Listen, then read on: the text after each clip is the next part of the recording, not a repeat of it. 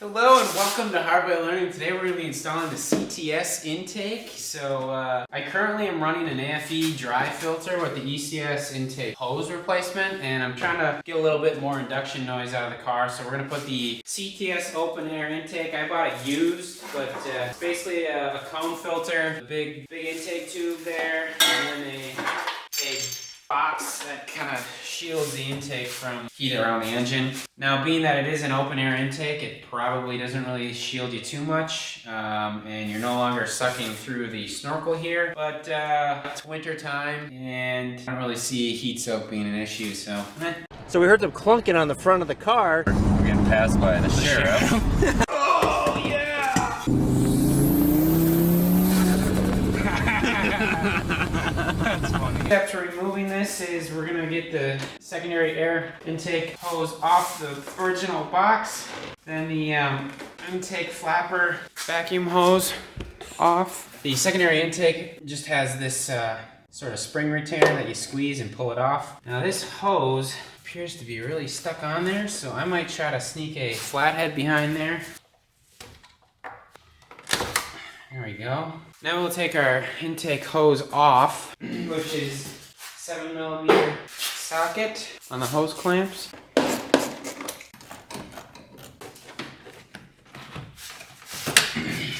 Alright, now the box should just, it's sitting on rubber grommets, so it should just pull upward. Now we might have to take the snorkel off, so we're going to take this hose off here. T25's right here.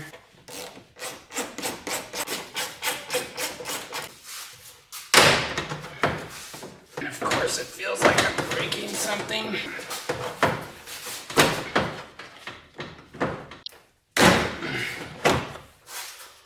Wouldn't be the first time. A lot of people cut out this so that you get a direct shot into the intake. Now our intake box should come out just fine. CTS intake box in. Previous owner did not install these on the right spot.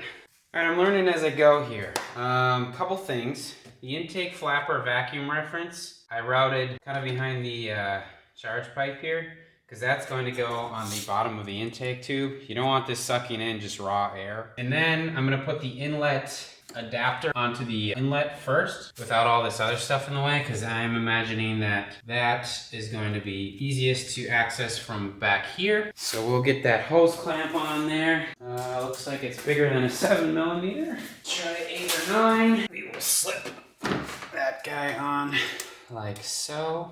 Slip it onto our CTS inlet. Alright, next order of operations, I'm thinking is box, because the box needs to come underneath the intake pipe.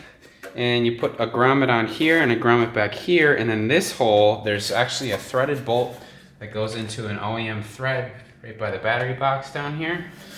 So we will get the grommets on, and then we'll push the battery wire out of the way, which apparently is easier said than done.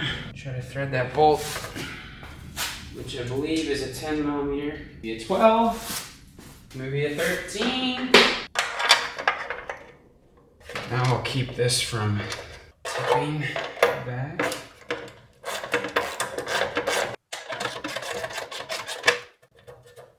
Just want to make sure it's not going to rub on my coolant line here. I don't know, it really feels like I'm missing something, like there should be a stopper on this bottom one. I have to reach out to my guy.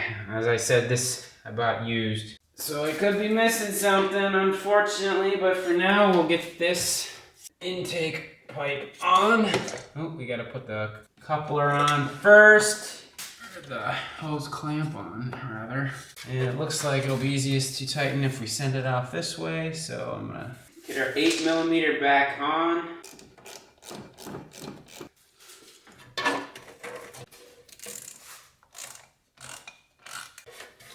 Get our intake flapper reference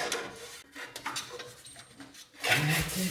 And back here, there's also a bracket I forgot to line up right next to this coolant line. 10mm bolt there. that I already put on, but I need to slot the stinking intake pipe onto there. So the kit came with this bolt and there was an open thread right here. So we're gonna slot that onto there, tighten that down. So this will be snug onto here.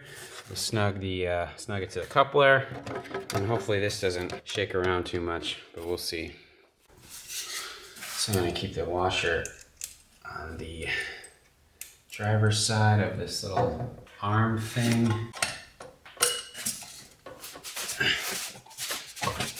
There we go. And we'll get our hose clamp tightened. And then tighten the intake pipe, which is either a 10 or a 12. All right. As always. Oh, okay. Almost forgot the SAI. This connects to this guy. Now, I don't know if the intake runners are supposed to reference this or this. So I guess we'll find out. I have this plugged for now. I always thought, gosh, it would make more sense there, but why would they put that reference there? Maybe it can be either, and one, that's for if you don't have a secondary air intake. So we'll try it this way and see if we get any check engine codes. Alright, as always, thanks for watching, and we will see you next time on Hard Way Learning. One final thing.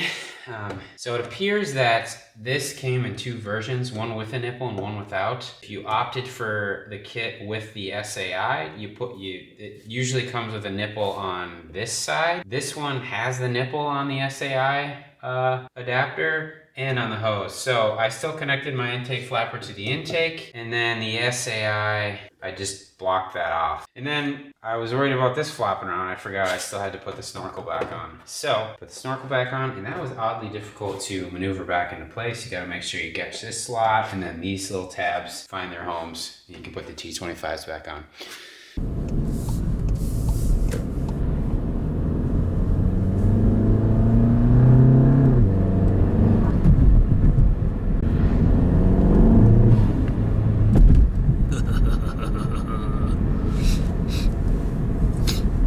So, two things that I changed today. I turned off, I disconnected the sound actor. So now I get all analog noises. Surprisingly enough, the engine actually sounds a lot like what the sound actor makes. I read someone online was saying that they made it sound too much like the 5-cylinder.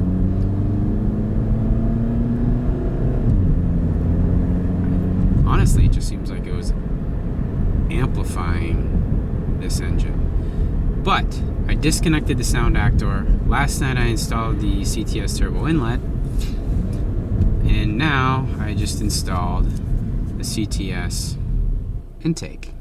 So it's an open element, just a big pod filter with a shield around it. And I did one tiny little pull there, and on the let off you could hear the recirculating valve or blow-off valve. I guess I don't really know. I wonder if that's what's on the inlet, is recirculating the boost instead of just a vent to atmosphere. And now with just a pod filter, it stands out a lot more.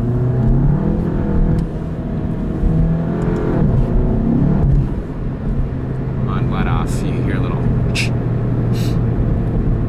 But honestly, I still, I don't know.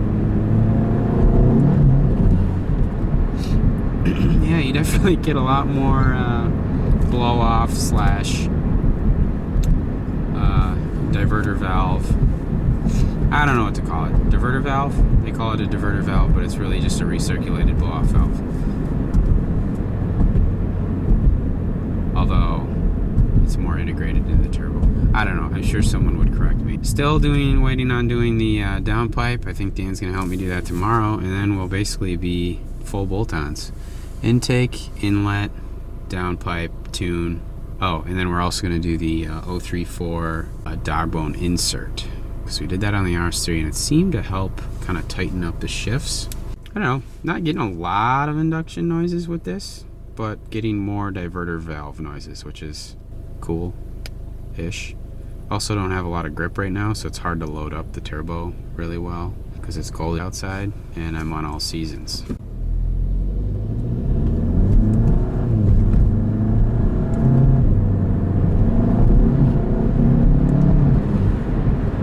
Yeah, so whenever there's a boost cut, that diverter valve releases pressure because we're not tracking at all. We'll turn a little bit of our traction control off. Maybe it'll be a little grippier in here. Yeah, we're still spinning.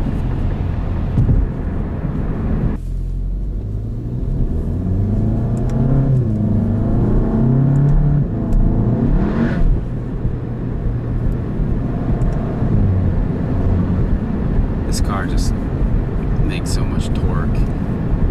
It's wild.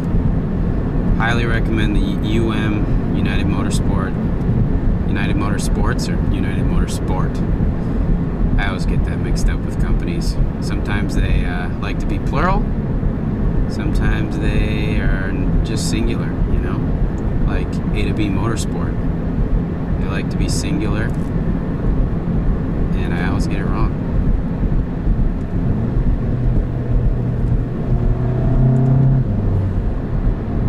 Whatever intake noise I am getting, it actually sounds similar to when the sound actor was still present. So, you know, maybe the sound actor is a real or a good representation of what this engine sounds like. Get a little bit of a louder surge noise on those. Ooh, definitely get a little more surge. I'm sure the microphone is not picking that up at all. A little bit more, definitely more diverter valve noise.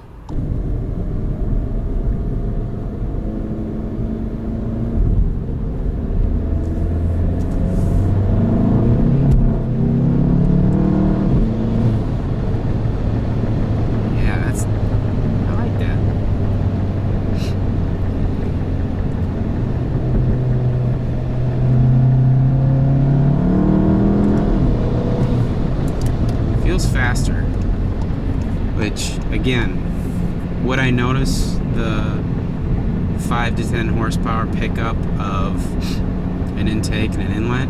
I don't know.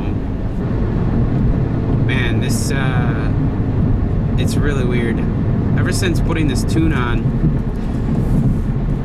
the car seems to limit boost when I don't even notice that I'm having a traction issue. Sometimes it hits too hard and it really does like a really hard boost cut, and then sometimes it doesn't feel like I'm not gripping, but it just feels like I'm not building boost. And I'm assuming that there's a slight amount of slippage and the computer is smart enough to pull it back without even flashing the ECS light.